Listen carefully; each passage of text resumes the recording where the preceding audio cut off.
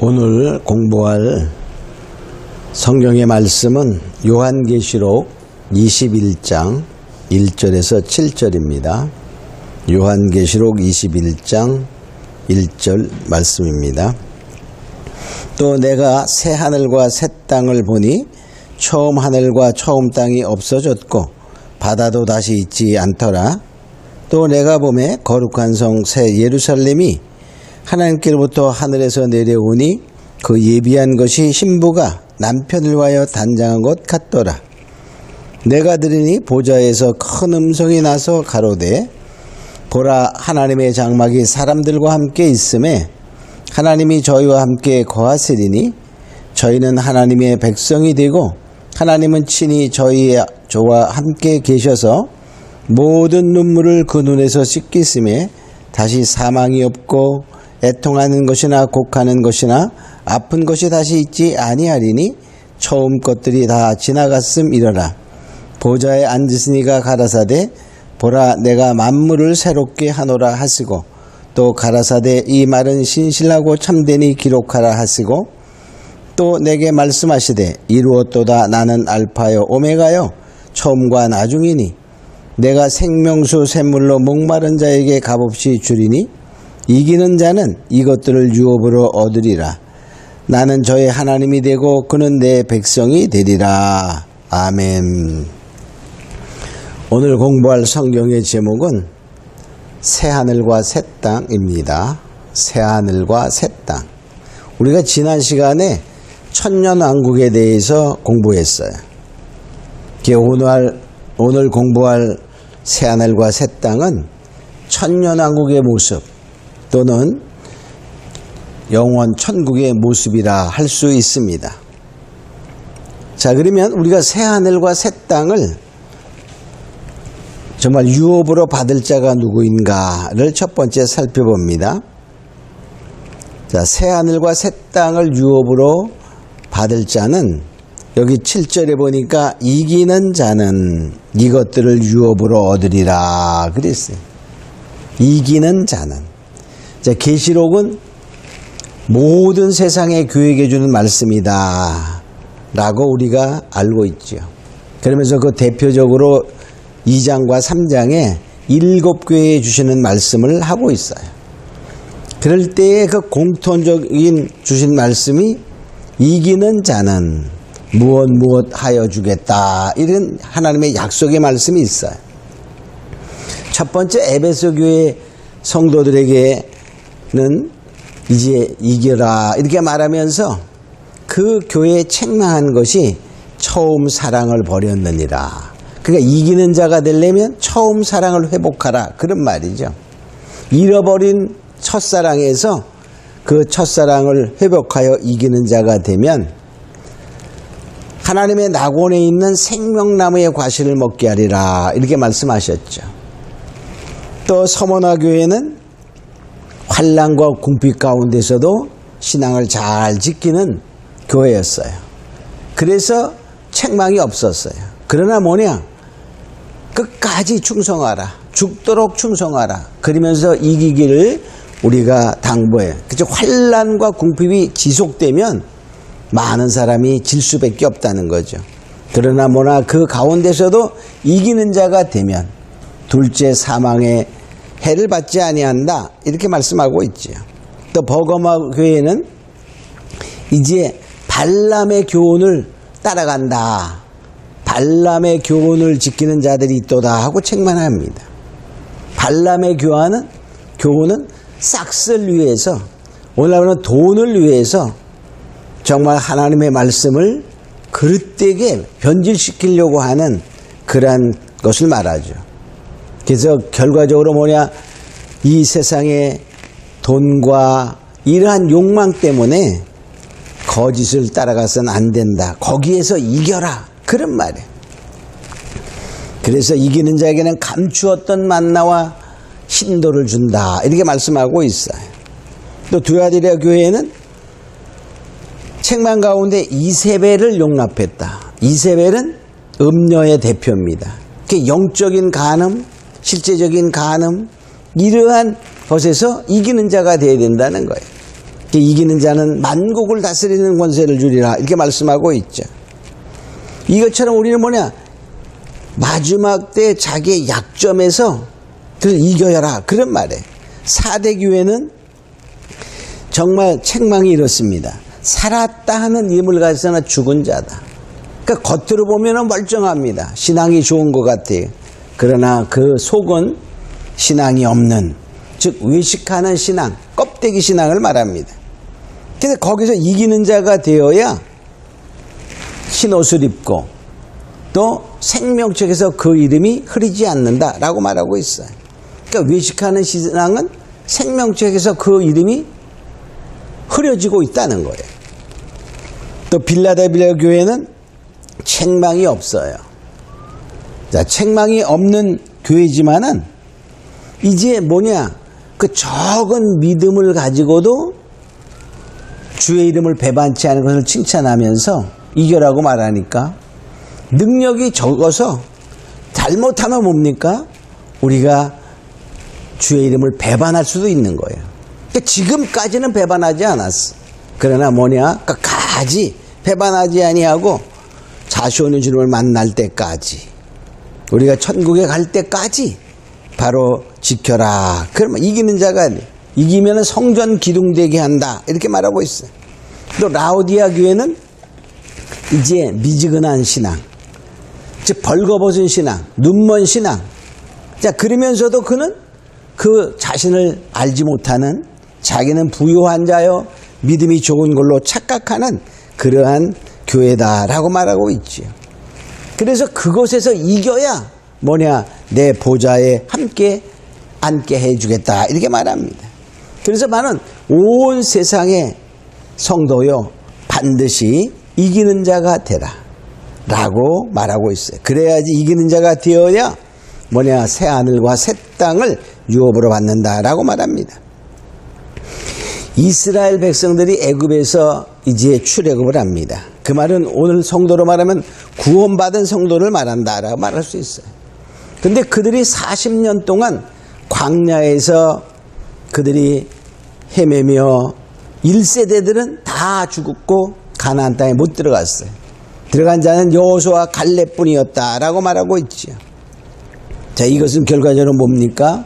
그들이 하나님을 시험하고 원망하고 우상 숭배하고 그래서 가지 못했어요. 그러니까 오늘날도 우리가 반드시 믿음의 경주를 끝까지 이기는 단계까지 해야 된다는 것이죠.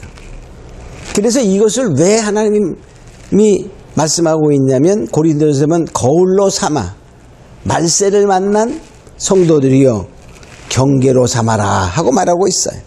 고린도전서 10장 11절에 보면 저희에게 당한 이런 일이 거울이 되고 또한 말세를 만난 우리의 경계로 기록하였느니라. 그러니까 마지막 때도 뭡니까? 짐승에게 경배하게 하고 또 그 이름의 수 666표를 받게 하는 그 시대에 그것을 짐승의 우상에게 경배하지 아니하고 그 이름의 수를 받지도 않아서 반드시 이기는 자가 되어야 그 천년왕국의 유업을 받는다라고 말하고 있어요. 자, 두 번째로 새 하늘과 새 땅의 모습은 어떤가를 보면 여기 1절에 보면은 현재의 하늘과 땅과 완전히 다르다라고 말하고 있어요. 내가 새 하늘과 새 땅을 보니 처음 하늘과 처음 땅이 없어졌고 그랬어요. 그러니까 처음에 우리가 지금 살고 있는 하나님이 창조하신 하늘과 땅은 없어진다 이렇게 말해요. 이 새 것이로 변한다는 말은 시간적으로 새롭다는 뜻이 아니라 품질적으로, 원서적으로, 체질적으로 완전히 바뀌는 것을 말해요. 베드로서 3장 12절에 보면 그날에 하늘이 불에 타서 풀어지고 체질이 뜨거운 불에 타서 풀어지고 뜨거운 불에 녹아지려니와 이렇게 말해요. 근데 결과적으로 완전히 원소가 바뀌는 거예요. 그래서 완전히 품질상으로 종류상으로 지금 현재의 하늘과 땅과 완전히 다른 것을 말합니다. 여기 5절에 보니까 이렇게 말하고 있죠. 보좌에 앉으신 이가 가라사대 내가 만물을 새롭게 하노라. 완전히 새로워지는 것입니다. 새 창조의 선언입니다. 사단이 지배하던 옛 세상, 우리가 지금 살고 있는 이 세상이 다 사라지고 하나님이 주관하시는 새로운 신천지가 된다라고 말하고 있어요. 그래서 신천지라는 말은 우리가 이단을 말하지만 신천지라는 낱말 자체는 굉장히 성경적이다 이렇게 볼 수도 있죠. 그래서 저주받은 옛 시대는 완전히 떠나가고 이제 바로 새로운 세계가 펼쳐져서 바로 지금 있는 현재의 불행 같은 것이 전혀 거기는 없게 되죠. 자, 두 번째로 보면 여기 2절에 보니까 이렇게 말하고 있어요. 거룩한 성 새 예루살렘이 하늘로부터 하늘에서 내려오니. 새 예루살렘이 하늘에서부터 내려온다 이게 말합니다. 이것은 결과적으로 하나님의 영광을 중심으로 나타날 승리한 교회. 예루살렘 그러면 하나님의 성전이 있는 곳이죠. 근데 그 아름다움이 얼마나 아름다우냐면 신부가 남편을 위하여 단장한 것 같다라고는 이 표현은 극히 아름다운 표현을 표현한다라고 볼 수 있어요. 현재 세상의 교회는 뭡니까? 아름다운 부분도 있지만 추한 부분도 같이 있음을 알 수가 있어요. 그래서 이 새 예루살렘은 이 이제 땅에서 이루어지는 하나님 나라의 최종적인 아름다운 실현이다 이렇게 볼 수 있어요. 또 세 번째로 보면 하나님의 장막이 3절에 하나님과 함께 있다 이렇게 말해요. 여기 보니까 하나님의 장막이 사람들과 함께 있음에 이 말은 하나님께서 어떠한 장막, 성막을 가지고 인간 세계에 계시겠다는 뜻이 아니라 인간 세상, 이 세상 자체를 새로운 세상 자체를 성소로 삼으시겠다 그런 뜻입니다. 그래서 이 새하늘과 새 땅에는 성전이 따로 있지 않습니다. 여기 22절에 보면 이렇게 말하고 있죠. 성 안에 성전을 내가 보지 못하였으니 이는 주 하나님 곧 전능하신 이가 이와 및 어린 양이 그 성전이 되심이라. 그러니까 하나님 자체가 성전이에요. 그렇기 때문에 거기에는 이렇게 만들어진 성전이 있는 것이 아니라 장막이 있는 것이 아니라 바로 하나님 자체가 이 모든 인간 세계를 성전 삼아 함께 하신다 그런 뜻입니다. 또 네 번째로 이 새하늘과 새 땅의 모습은 여기 보니까 4절에 이렇게 눈물과 사망과 애통과 곡하는 것과 아픈 것이 없다 이렇게 말해. 자, 여기 보니까 모든 눈물을 그 눈에서 씻기셔서 이 세상에 있는 아픔, 고통, 사망 이런 것이 전혀 없는 세상이 됩니다. 자, 그러나 이런 것들은 왜? 이 아픔과 고통과 애통은 모두 죄로 인하여 타락한 세상에 있는 것이죠.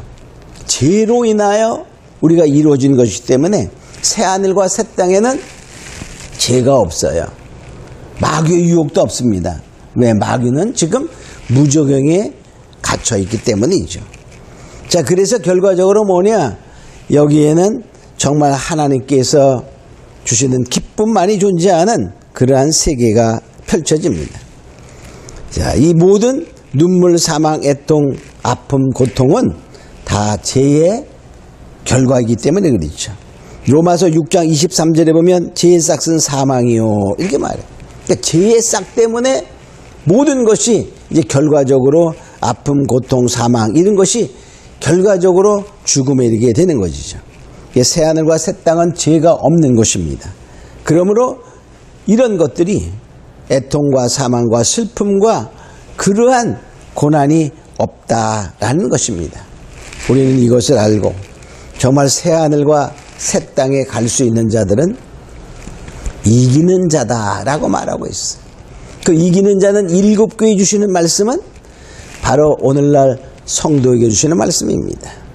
그러므로 우리가 반드시 첫사랑을 버렸다면 첫사랑을 회복하여 이기는 자가 되고 벌거벗은 신앙을 갖고 있다면 그 벌거벗에서 신앙의 옷을 입은 자가 돼야 되고, 또 환난과 궁핍이 있다면 그것도 또한 잘 주님의 능력으로 견디는 자가 되고, 발람의 교훈이나 이사발의 교훈을 만일에 우리가 쫓고 있다면 그것을 완전히 버려야 됩니다.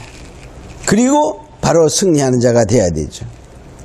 버리지 아니하고는 이길 수가 없어요. 왜? 그것이 사망의 함정이기 때문에, 사단의 올무이기 때문에 그런 것입니다. 자, 그렇게 이기는 자가 되어야 바로 그 아름답고 정말 하나님이 성전 삼으시고 함께 거하시는 새하늘과 새 땅에 거하게 됨을 알고 우리는 더욱더 반드시 이기는 자가 다 되겠음으로 축원합니다. 우리 잠깐 같이 기도합시다. 고마우로 하신 아버지 하나님 감사합니다. 우리가 새하늘과 새 땅은 천년왕국의 모습이나 천국의 모습을 그리고 있습니다. 바로 거기에 들어갈 자는 이기는 자가 그것을 유업으로 받게 됩니다.